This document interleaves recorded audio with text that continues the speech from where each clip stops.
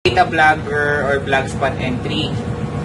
As ang first na entry nyo, initial entry nyo is about yourself, work, family, and friends. Kapag may kaaway kayo, okay lang.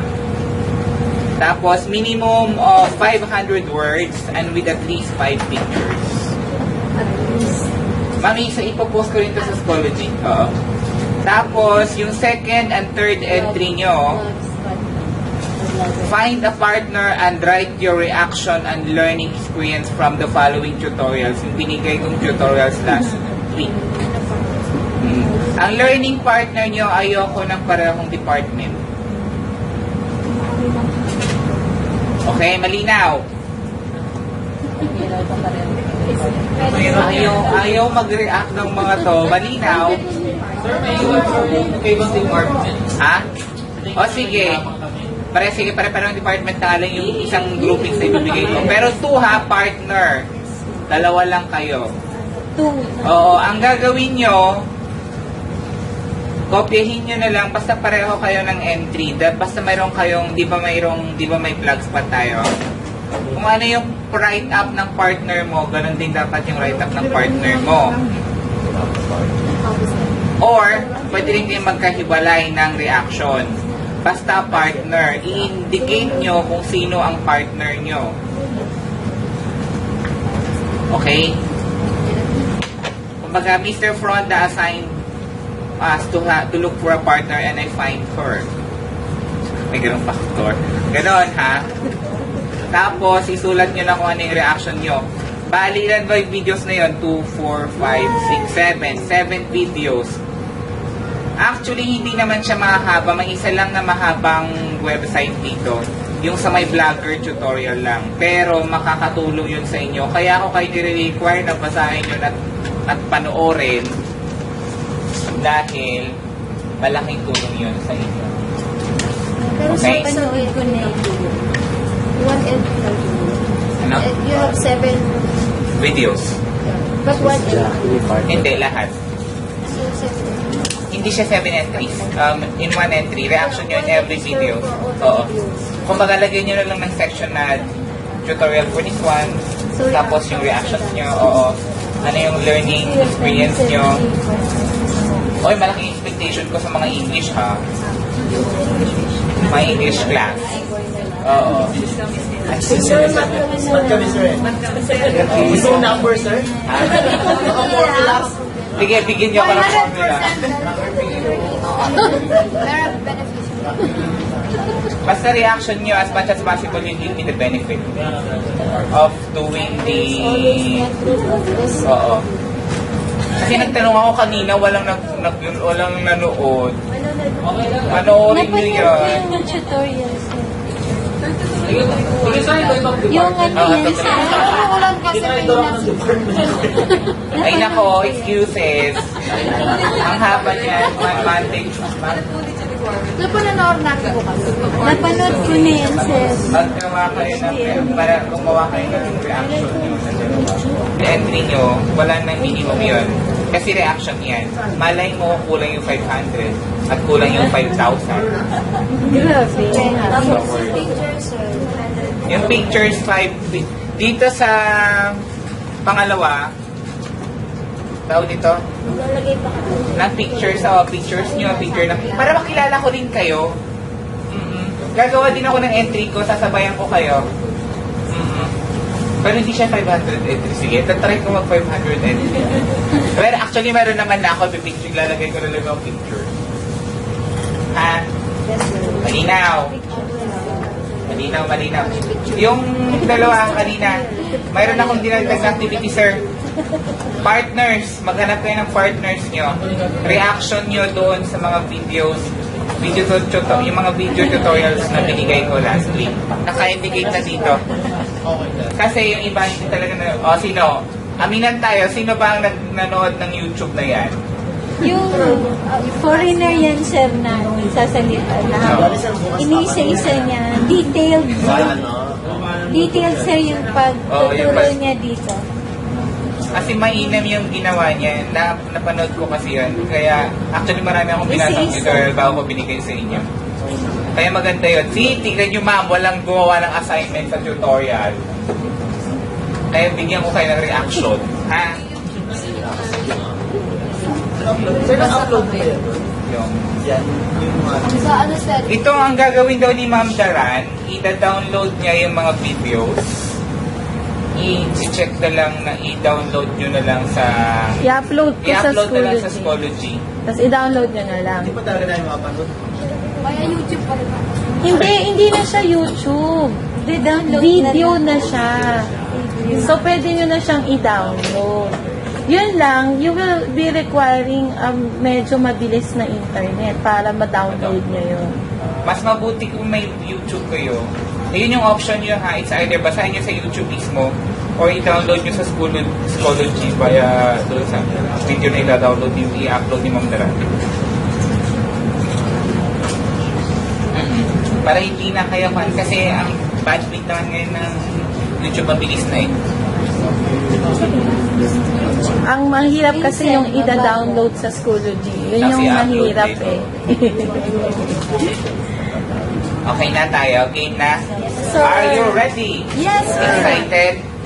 Okay, for the... Mag-sign in muna kayo sa Gmail nyo. Yes, sir. Yes. So kapag nag-sign in kayo sa Gmail nyo,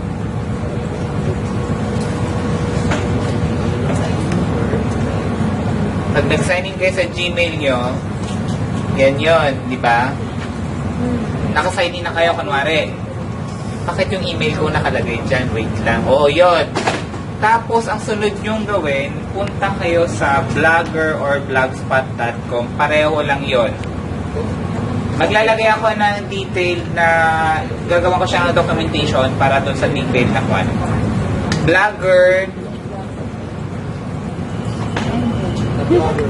Blogger.com. Pag naka-sign in na kayo sa Gmail nyo, automatic na naka-sign in na kayo sa Blogger. Kasi ang Blogger ay Google tool or Google CMS. Malinaw? Oo, pupunta kayo sa blogger.com. Ngayon, ang gawin nyo, mayroon dito button na new blog. Mag-create kayo ng new blog. Okay, kapag create nyo yung new blog, kapag clinic nyo yung new blog, pupunta kayo doon sa isang, parang gumawa kayo ng isang registration. So, anong gagawin natin? Title. Malino naman yung instruction dito. Title, address, template. So, ang title natin, kunwari, Life in Yuma. More than 500 words. Yuma.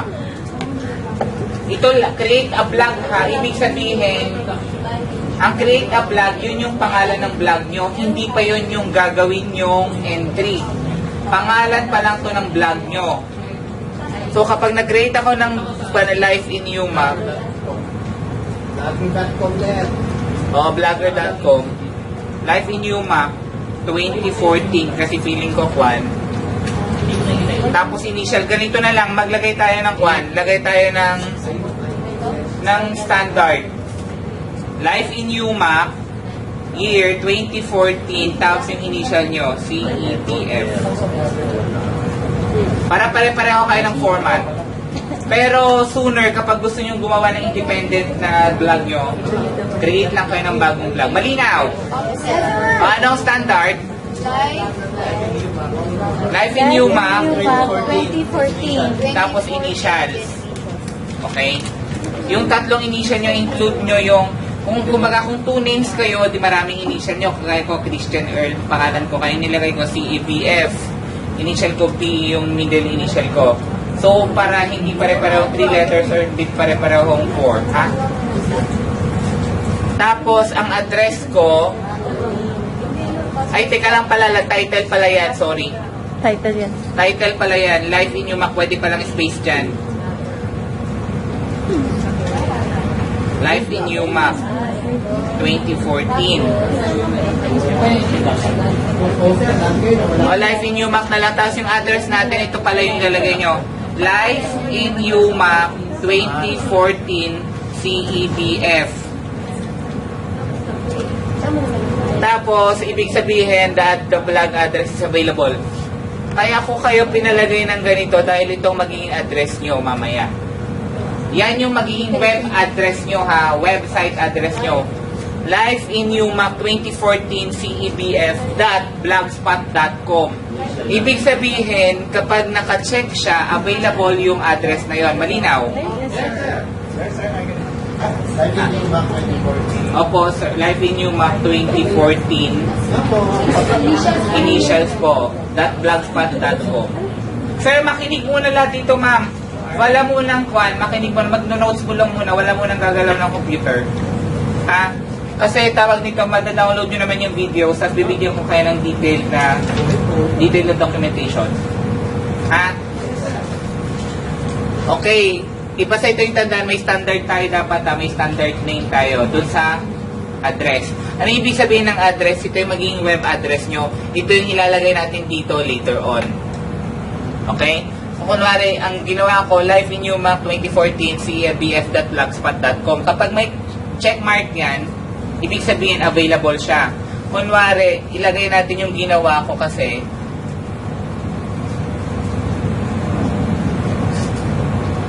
may nilagay ako dito na online PHP. Sorry.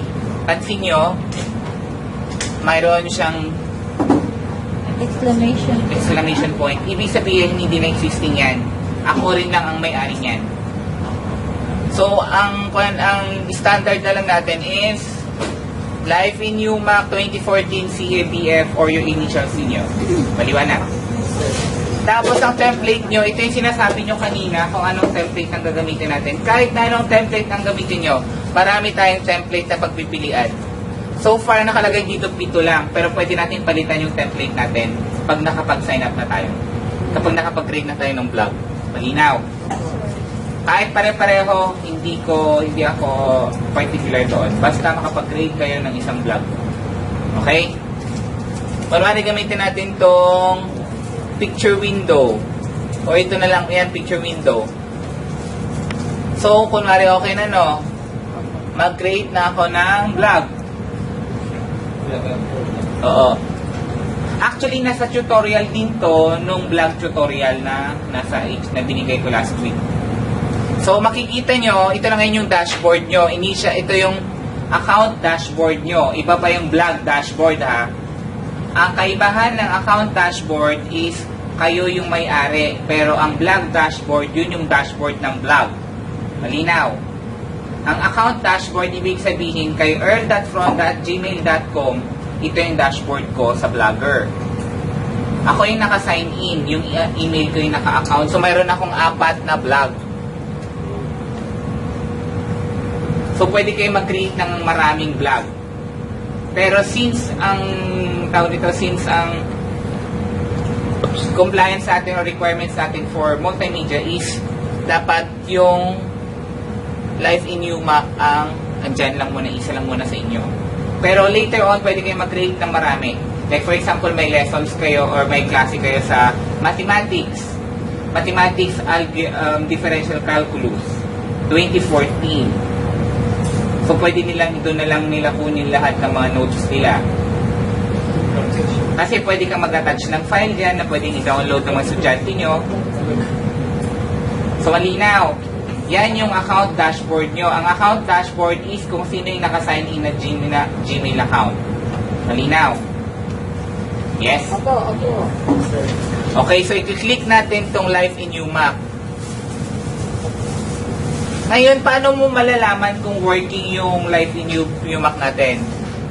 I-check nyo mamaya. Ito yung kwan natin, ha? Mag-create. Punta kayo sa kwan, Lifeinyuma. N ba hindi naman natin? Or N? And, repeat Lifeinyuma.blogspot.com. Pansin nyo yung address na yan. So, kapag i-click na natin, yan, wala pa tayong lagay. So, pansin nyo may template na kaagad siya. Yan yung template na kapag may pinakailaman ka pa doon sa loob ng template mo, masisira kapag hindi mo naayos ang maayos. Okay? Diyan ko titingnan ang mga entries nyo. Okay? Linaw. Gagawa. Excited daw kayong gumawa? Okay. So, gagawa na tayo. Di ba, ito ngayon yung vlog dashboard. Di ba kanina, di ba ko ha? Kung mapapansin nyo, ito yung account dashboard natin. Ito yung laman ng mga vlogs natin. Ngayon, i-click nyo lang yung vlog nyo. Yan. Ibig sabihin din ito, edit. Ibig sabihin, ay create a new post pala. Tapos ito, yung go to post list. Pupunta ka doon sa vlog, vlog dashboard mo. At ito yung view vlog. Actually, andyan na ito yung pinaka-dashboard mo. Pwede mo nang gawin ito yung mga action items mo. Okay? Ito yung mga pwede nyong i-click. View vlog, kunwari kapag vlog natin, kung mapapansin nyo, same address lang to. Diba? Live in Umac, blogspot.com, tapos pareho lang siya dito. Okay? Tapos, kapag click natin ito, mapapansin nyo, pupunta tayo sa vlog dashboard. Click na natin to para makita na natin. Ito ngayon yung inyong vlog dashboard. Kung sorry. Okay lang yan? Kung mapapansin nyo, ano ba yung laman ng dashboard nyo? My Vlogs, ito yung title ng vlog mo. Overview, ito yung pinaka-overview. Kung mapapansin mo, wala pang page visits. Ito yung mga menus. Okay? Ito yung kung gusto natin palitan mamaya yung layout, ito yung natin layout. Kung gusto natin palitan ng template, ito lang yung palitan natin ng template. Sige, mamaya tayo magpalit-palit ng template ha. Unahin muna natin kung paano mag-create ng isang vlog entry. Okay na. Okay, create tayo ng new post. Ibig sabihin, magpo-post tayo ng isang bagong vlog. Kapag click niyo na yon, ito na yung sinasabi ko kanina na authoring tool. Kung mapapansin nyo, kung familiar kayo sa mga tools na nasa Word, parehong-pareho lang. Diba?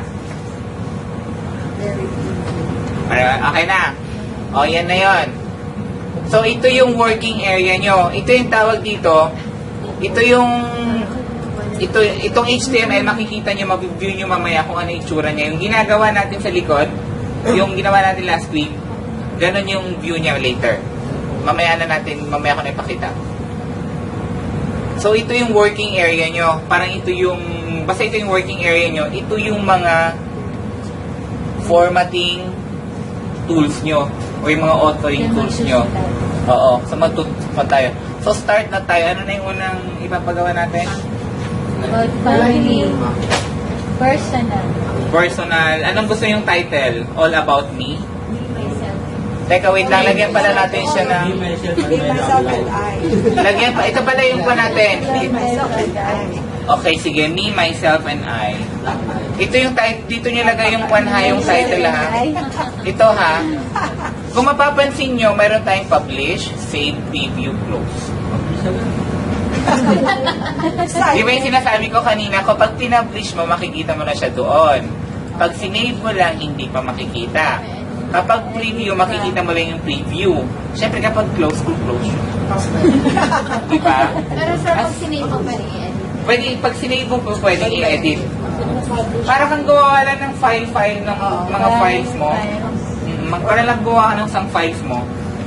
So, kunwari ang title natin dito, sige, Me, Myself, and I, agree kayo lahat?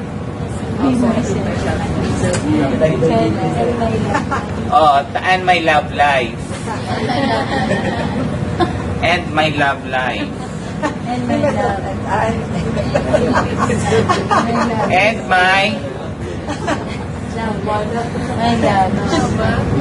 my love work. And my ex. Oh ba yan? Okay yan ha. Tapos ito na yung working area nyo. Kunwari,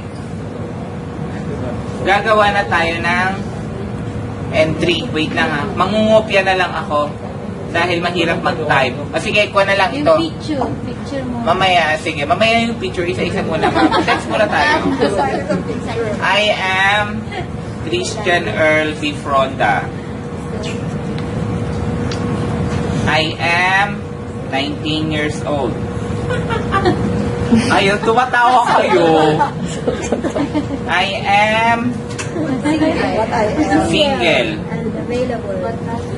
And Available. And ready to Ready to mingle. ayaw niya ng available. And Ready to single.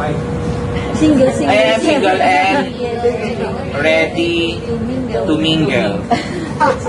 In short, I'm flirt.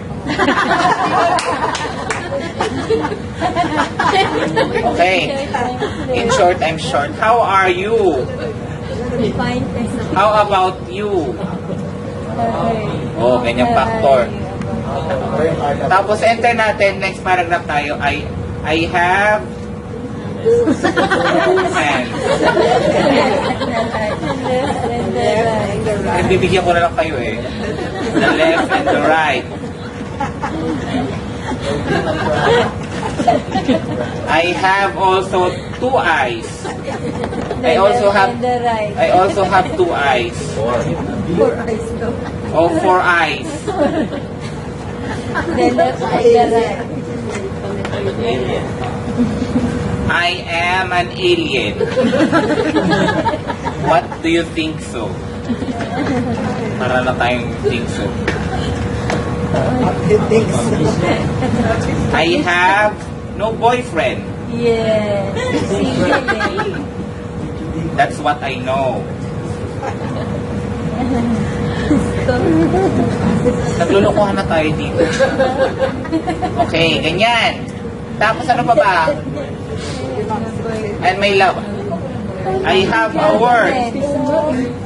I have no boyfriend, but I have girl. I have a word. So I have money.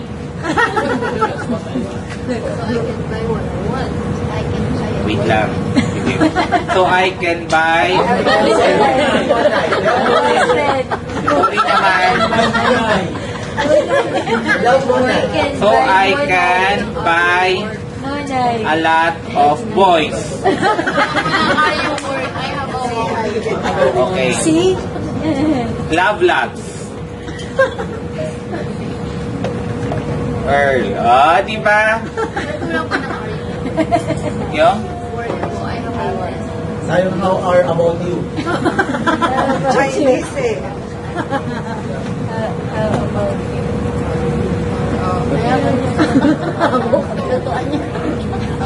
So, anong gagawin na natin? Save muna natin. O i-preview muna. Kunwari, i-save muna natin ha. Kapag sinave ko pa, papasok ko doon. Di pa. Sir, di pa. Hindi pa. So, i-click natin yung save. Di ba na-save na siya? Click natin doon. Wala. Bakit wala pa? Kasi hindi natin siya na-publish. Ngayon, kapag i-publish na natin, yan. Kung mapapansin nyo, ito naman yung under sa post na tab. Yan yon, di ba? So kapag ikaw ka na natin, ayun, nakita nyo na. Ayan. Hindi, yan yung akin. Account ko to. Yan yung account ko. Kaya may picture na yan. Okay? So, i-edit na natin siya. Ngayon, ito na yung... Wait lang ha. Balik tayo doon sa vlogs natin ha. Para makita yung ma-identify nyo yung one. I-click natin ulit yung Life in Umac dahil ito yung dashboard natin, di ba? Sa account dashboard natin. Kung mapapansin nyo, ito yung vlog dashboard natin. Mayroon tayo ditong post. Ang tawag dito, ito yung listings ng mga create mong vlogs. Yan. Ito ngayon yung mga listahan ng mga create mong vlogs. Ngayon, mayroon ka dito, kapag pansin mo, kapag ginanyan mo, may pag in-over mouse over mo siya, may makikita ka dito sa baba, edit, view, share, delete. Anong gagawin natin? I-edit muna natin siya. Or pwede mo rin naman siyang i-view. Kapag click mo yung view, automatically, Mag-create siya ng bagong window, yan lang yon. Okay? So, i-close na natin ulit yan. So, kapag sinare natin siya, anong mangyayari sa share? I-share. Pwede mo siyang i-share via you need a Google Plus profile. Okay, close. Pwede siyang ma-share. Tapos, delete. Sige, i-delete. Kung muna natin i-delete. At may gagawin, i-edit pa natin. I-edit na natin. Ngayon, ang gagawin natin, gusto kong maglagay na ng picture. Maghanap muna tayo ng picture. Yan lang si picture. Sino ba yung pictures na ko? Yung lab na lab ko na lalaki. Sabi West. Oo, Westlife. Alam mo naman ako, 90s na baby. Sir, magkabas tayo, sir. Yes, live. Papiyahin lang natin yung link ng image ha. Actually, pwede kang mag-upload ng image dito pero kakopy na lang tayo ng link. Okay. So, ang gagawin natin dito, saan natin lalagay yung kwan? Sa taas. Tapos, asan yung image dito? Ito yung video, insert a video. Insert an image ito. So, kapag click ko yan, kung saan nakapoint yung mouse nyo, kunwari, ilalagay ko yung mouse dito, link. Yan, may lalabas na window. Ibig sabihin, mayroon kang option na upload a file, mag-upload ka ng file, or pwede ka rin from this blog, ibig sabihin, yung mga na-upload mo na file, from Picasa Web Albums, kasi ang Picasa ay under din ng Google. Or, ito na lang, picture ka, meron naman pala dito. Oh, yun. Tapos meron din tayong more, from your phone, from your webcam, from a URL. Since kinagkopya tayo ng link kanina, so from a URL tayo. Malinaw? O sige, para saan tong upload? Galing sa Computer. Okay. From this blog, dati na. yung mga na-upload mo na. Oo. From Picasa Web Album. Galing sa Picasa na album ha. Tapos ang more, mayroon na tayo yan from your phone, from your webcam, from a URL. Ibig sabihin from your phone, syempre galing doon. Pag galing sa phone mo. Pag from your webcam, ibig sabihin kung may webcam yung laptop mo or kapag may nakakabit na webcam din sa mga computers mo, automatic mag-on yan. Tapos, from a URL, yung kinopya natin na URL kanina. So, start na natin sa from a URL. So, anong gagawin ko dito? Sabi, paste an image URL here. Actually, malinaw na yung mga instructions dito. So, yan. So, sabi niya, we can't find the image at that URL. Sorry, but ulitin natin.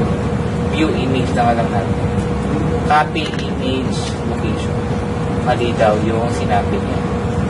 So, kapag clinic natin yan, delete, Control P, ayaw pa rin. Recent image yun. Sige, taringan natin, add select. Ayaw. Arrow. Ay, wait lang, bakit?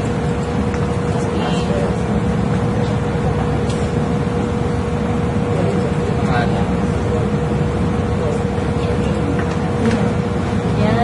Yan. Pag hindi pa rin ito, ewan ko lang. Yun. Yun. So, add selected. Yun. Pero gusto ko dapat naka-align siya sa left. Yun. Ito yung mga, actually, do it yourself na lang dito. Yan. Yan. Tapos gusto ko, syempre, nakalagay yung picture ko dyan. So, maglalagay ako ulit ng image. From Picasa album. Syempre, yung picture ko maganda. So, select ko lang yan. So, add selected. Yun. Pero bakit ganon? Nandun siya sa taas. Yan. Pansin nyo? Nade-dry. Ngayon, isi-save ko na siya. Ay, update ko na. Pag in-update ko na siya, kung titingnan nyo dito, updated na ba? Naka-update na kasi naka-publish na siya. Initially, naka-publish na siya. Yan. Ngayon, paano ba mag-insert ng video? Ay, hindi pala tayo makakapagbukas ng video dito. dahil YouTube. So, i-edit natin. Ngayon, gusto ko siyang i-unpublish. Gusto kong nakasave lang ulit. I-click nyo lang yan. Tapos, meron ditong action. Na-revert to draft. Kapag ni-revert mo yan to draft, ibig sabihin, hindi na siya Makikita. Sa live. kasi ni-revert ko siya into draft. Hindi pa siya i-publish. Kumbaga, inalis ko siya sa publish. So, yun yung isang power ng CMS. Pag ibabalik mo siya, ma'am, ganun po ulit. I-click mo siya ulit. May way, ma'am, na i-edit mo siya muna or i-select mo, publish. So, kapag pinablish na natin siya, ma'am, tan-tararan-taran. Pag i-publish mo, niloloko mo na ako, mama. Revert to draft lang, ma'am. Revert to draft. So kapag click mo na ulit yan, ma'am, wala na. Tapos, ma'am, kunwari, mag-create tayo. Ma'am, ibabalik ko siya, ma'am, publish. Kunwari, mag-create ako ulit ng bagong since gagawa na tayo ng tutorial, ng reaction natin sa tutorial. So, gagawa tayo ulit, ma'am, ng new post. Anong gagawin natin title dito? Reaction. Tapos, ay wait lang, ma'am, sige, may papakita ko sa inyo mamaya. Gusto ko, ilagay ko muna yung video kanina. Di ba yung video? Wait lang, ma'am, ha? Hanapin ko lang yung files. Saan yung mouse? Kasi kailangan natin yung URL.